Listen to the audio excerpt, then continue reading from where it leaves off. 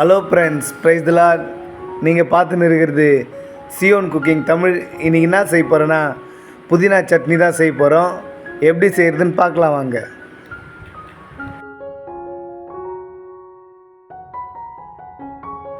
புதினா சட்னி செய்கிறதுக்காக 2 கட்டு புதினா எடுத்து க்ளீன் பண்ணி அலசி வச்சுருக்கோம். இப்போ புதினா சட்னிக்கு தேவையான பொருட்கள் பார்த்துடலாம். 6 காஞ்ச மிளகாய் எடுத்து வச்சுருக்கோம். ஒரு நெல்லிக்காய் சைஸு புளி எடுத்து வச்சுருக்கோம். 10 பல் பூண்டு உரித்து வச்சுருக்கோம். ஒரு துண்டு இஞ்சியை கட் பண்ணி வச்சுருக்கோம். 1 ஸ்பூன் கடலைப்பருப்பு எடுத்து வச்சுருக்கோம். 1 ஸ்பூன் உளுத்தம்பருப்பு எடுத்து வச்சுருக்கோம். இது கூடவே கொஞ்சம் கொத்தமல்லி, கொஞ்சம் கருவேப்பிலை எடுத்து வச்சுருக்கோம். தேவையான பொருள் பார்த்துட்டோம். இப்போ புதினா சட்னி செய்ய ஆரம்பிச்சிடலாம். இப்போ அடுப்பத்தை வச்சு ஒரு கடாய் வச்சிடலாம். கடாய் சூடானவுடனே எண்ணெய் ஊற்றிக்கலாம்.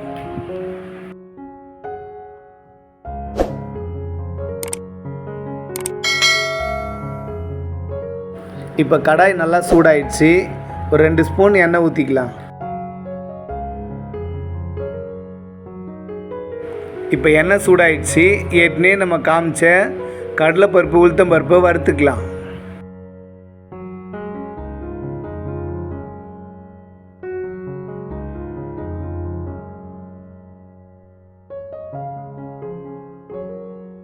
இப்போ கடலைப்பருப்பும் உளுத்தம்பருப்பும் லேசாக வறுபட்டுருச்சு. இந்த டைமில் நம்ம எடுத்து வச்ச காஞ்ச மிளகாவை போட்டு அதையும் லேசாக வறுத்துக்கலாம்.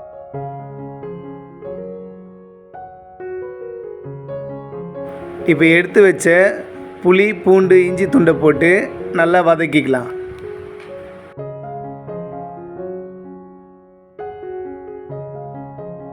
இப்போ எல்லாம் நல்லா வதங்கிருச்சு.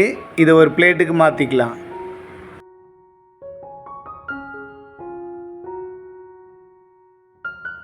இப்போ வதக்கின அதே கடாயில் ஏற்கனவே நம்ம ஆஞ்சி அலசி வச்சுருக்கிற புதினாவை கொட்டி அதையும் லேசாக வதக்கிக்கலாம். ரொம்ப வதக்க தேவையில்லை, லேசாக வதக்கினா போதும்.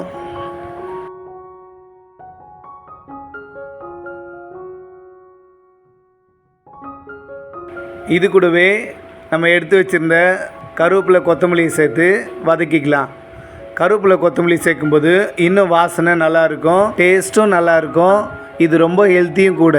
புதினா, கொத்தமல்லி, கருவேப்பிலை எல்லாமே மருத்துவ குணம் உள்ளது.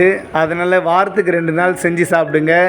இது பசியை தூண்டக்கூடியது, உடம்புக்கு ரொம்பவே ஹெல்த்தியானது. அதுலேயும் நாங்கள் செய்கிற மாதிரி செஞ்சு சாப்பிட்டு பார்த்தீங்கன்னா விடவே மாட்டீங்க. இப்போ புதினா, கொத்தமல்லி, கருவேப்பிலை வதங்கிருச்சு. இதை வேறு ஒரு பிளேட்டுக்கு மாற்றிக்கலாம்.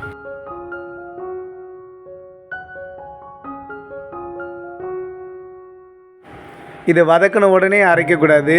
இப்படி பிளேட்டில் கொட்டி ஆற வச்சதுக்கப்புறம், சூடு ஆறினதுக்கப்புறம் நம்ம அரைச்சி எடுத்துக்கலாம்.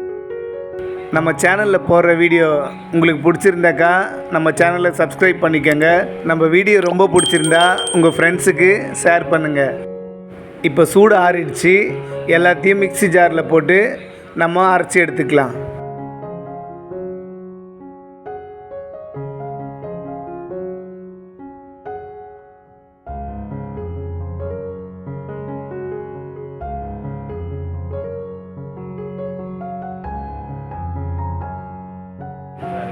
இப்போ எல்லாத்தையும் மிக்ஸி ஜாரில் சேர்த்துட்டோம்.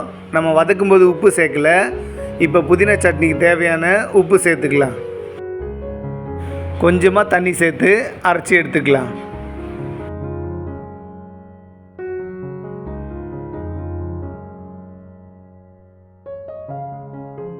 பாருங்கள், நம்ம புதினா சட்னி அரைச்சி எடுத்துட்டோம்.